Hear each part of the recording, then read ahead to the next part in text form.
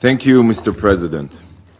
On November 29, 1947, the UN voted to adopt the partition plan and the establishment of the Jewish state.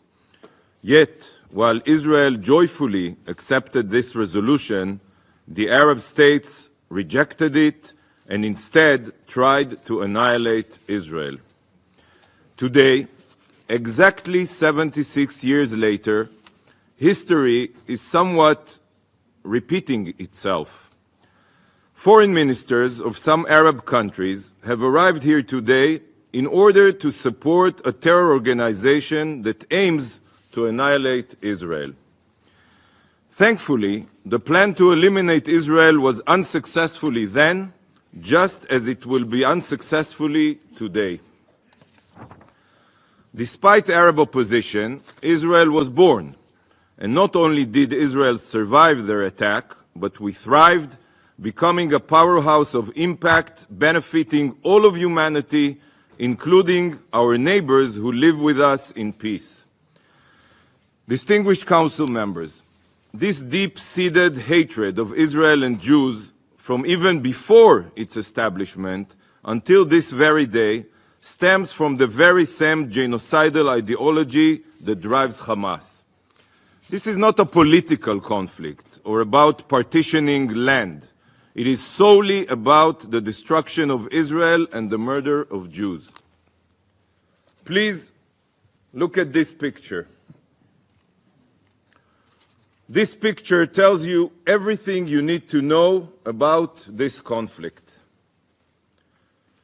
This is Haj Amin al-Husseini, the Grand Mufti of Jerusalem, and one of the founding fathers of Palestinian nationalism. Al-Husseini dedicated his life to ensuring that there would be no Jewish presence in Israel or in any Arab land. The Mufti's hate spread across the Levant, and tragically, he was partially successful in creating a Judenrein, Jew-free Middle East. His followers led the 1929 and the 1936 massacres in Israel. They were at the helm of the Farhud massacre in Baghdad in 1941 and other massacres against Jews in the Arab world. And it was the Mufti's ideology which sparked the expulsion of Jews from Arab countries and Iran. A century ago, Council members, over 1 million Jews lived in Arab countries. 1 million Jews. Yet today, there are only a couple thousands. Where did all the Jews disappear to? The Jews of Lebanon, the Jews of Syria, Yemen, Iraq, and Iran? They were expelled. So enough with the hypocrisy. The word genocide is often, or carnage, is often thrown around here in a libelous context, as if it is something that happens every day or at all. But we, the Jewish people, know exactly what genocide looks like. We have experienced genocidal attempts and attacks more than once, from Hitler and the Mufti to the terror organizations that follow in their footsteps. And their name is not even mentioned here. Sadly, the Mufti's genocidal ideology continues to poison many Arab Muslim minds to this very day.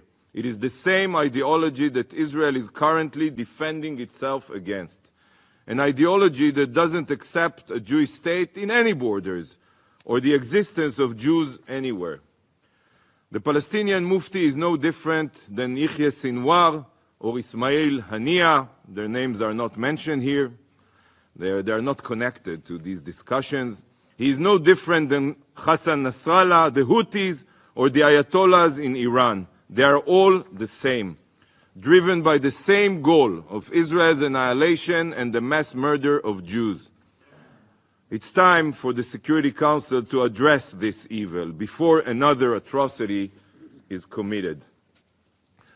Council members, on October 7th, Hamas unleashed an unprovoked act of pure evil upon Israel, massacring the most Jews in one day since the Holocaust.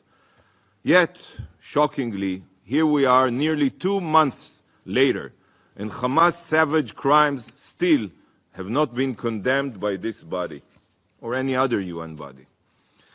How do you expect me to react to this? How would you react if a terror organization massacred thousands of your citizens, abducted hundreds of them, and the Security Council refused to condemn the terrorists? Hamas has publicly stated, you all saw it, that it will repeat October 7 over and over again until Israel is no more. How would you respond and defend your citizens from such a clear threat? With a ceasefire? How can one call for a ceasefire and at the same time claim to seek a solution to the conflict? After all, anyone who supports a ceasefire basically supports Hamas' continued reign of terror in Gaza.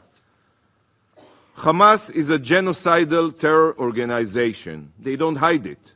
Not a reliable partner for peace. Don't you see the contradiction here? Calling for both a ceasefire and peace is a paradox. Colleagues, humanitarian aid is very, very important. But more food, water, and medical supplies will not bring us closer to a solution. Hamas doesn't care about the people in Gaza. All they are interested in is implementing Hitler's final solution.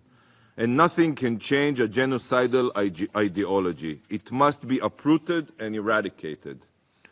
Every call for a ceasefire means Hamas gets to live to see another day, terrorizing Israelis and impoverishing Gazans. Every discussion focused only on humanitarian aid, which is extremely important, but ignores Hamas, the root of all the suffering in Gaza. Israel, as you all know, fully withdrew from Gaza 18 years ago. Not a single Israeli community or a soldier was left. Did Hamas cultivate Gaza after Israel's disengagement? Or did they invest every possible resource in terror and death? Look at their subterranean city of terror and their hundreds of kilometers of terror tunnels, billions and billions of dollars. How many schools, how many hospitals, how many power plants could have been built in Gaza if all funds, UN funds, were not diverted to terror? This council must also not remain silent about the Shiite elephant in the room. Iran armed, Iran funded, Iran trained Hamas. But the Ayatollah regime's central role in the ruin of the region has not even been addressed here. It's not as if Hamas is fighting Israel alone. Hezbollah missiles have been raining down on northern Israeli towns, and Iran doesn't hide its aim of Israel's destruction. Iran publicly supports the October 7th massacre, what started everything.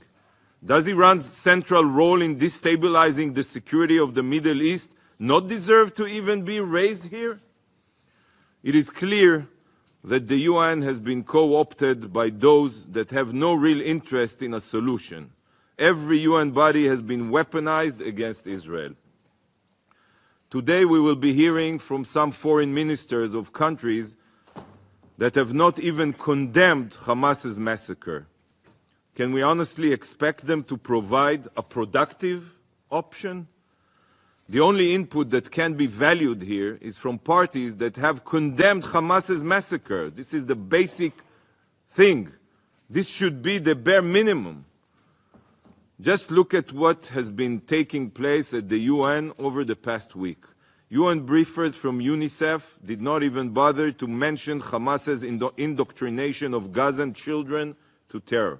UN women did not brief the Council on the savage rape and sexual violence perpetrated by Hamas against Israeli women. And this entire week has been dedicated only to Palestinian solidarity, despite the fact that all of this started only because Hamas carried out a deliberate and unprovoked massacre of Israelis. On Monday, the Council held a private meeting focusing on the humanitarian situation in Gaza only. Yesterday, the General Assembly discussed the Palestinian question. And not once in the past 8 weeks has any of the UN's bodies held Hamas accountable for their war crimes. This only proves that advancing a real solution, sadly, is not the goal. Council members, from the day of Israel's establishment, we have shown that we are a willing partner for peace. 76 years ago, we accepted Resolution 181, while the Palestinians rejected it, just as they rejected every other peace plan ever presented, be it by Clinton, Obama, or any other president. Israel was delighted to sign the peace treaties with Egypt, with Jordan, the Abraham Accords. This is because Israel strives for peace, while the Palestinians strive for war, for terror. For them, the only solution, accepted solution, is one that prevents the existence of a Jewish state. Colleagues, Israel's value of preserving life can also be seen on the ground now in Gaza. Israel is upheld and even gone beyond the quotas of humanitarian aid entering Gaza. Israel has shown deep willingness to work with any international body to improve the situation. Israel has facilitated the entry of equipment to establish field hospitals. We have opened safe humanitarian corridors and approved the entry of fuel.